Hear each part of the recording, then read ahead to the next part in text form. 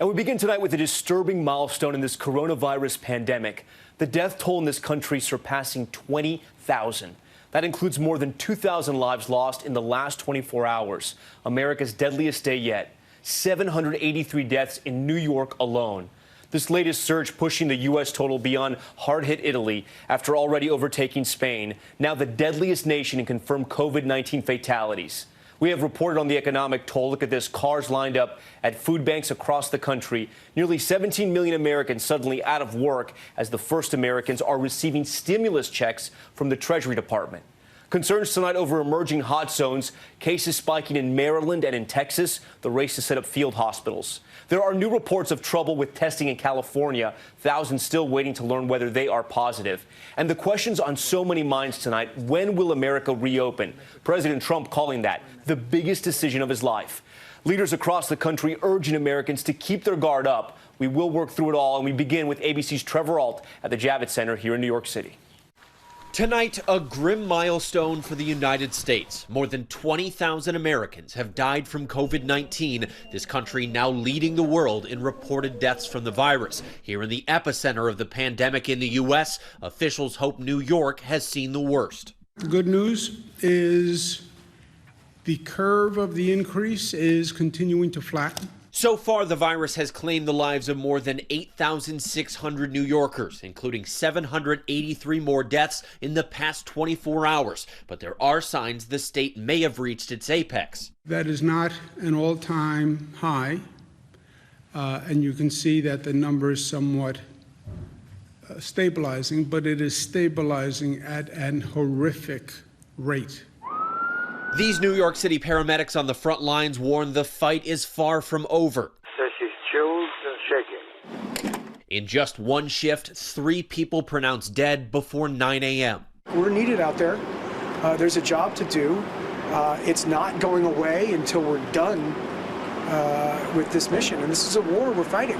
Cautious optimism from officials leading to confusion for New York City parents over whether their children will head back to school. Mayor Bill de Blasio declaring this morning, I announced today that the New York City public schools will remain closed for the remainder of this school year. But an hour later, Governor Cuomo undercutting that announcement. There has been no decision. That's the mayor's opinion. The mayor does have the authority to close school through the end of the academic year, but this back and forth between him and the governor is really only adding to the anxiety for families in the largest school district in the country, 1.1 million students.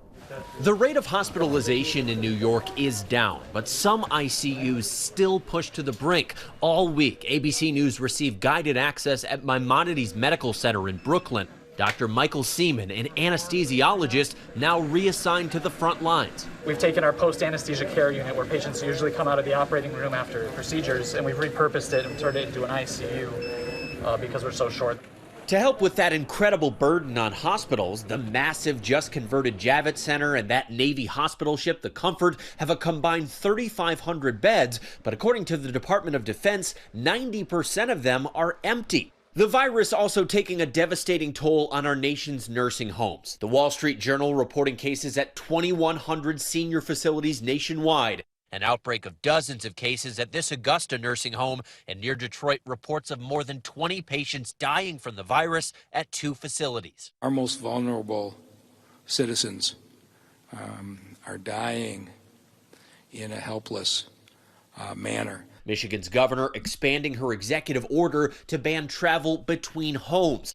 And in Los Angeles, masks are now required for anyone in public as a stay-at-home order has been extended to May 15th. Everyone should do their part, and nobody is immune to this. And across the country, almost 30,000 people have recovered, including Minnesota woman Vera Mueller, diagnosed 2 days after her 104th birthday. She since fought her way back to health. And this scene from Providence Little Company of Mary in California. Doctors and nurses cheering for their first COVID-19 patient. At one point, they didn't think he'd make it. Now he's heading home. Those are great survivor stories. And Trevor Ault joins us now from the Javits Center, now converted into a hospital. And Trevor, we've reported that facility and the hospital ship, the Comfort, were supposed to relieve pressure on the hospitals here in New York. But so far, they've been used far below their capacity.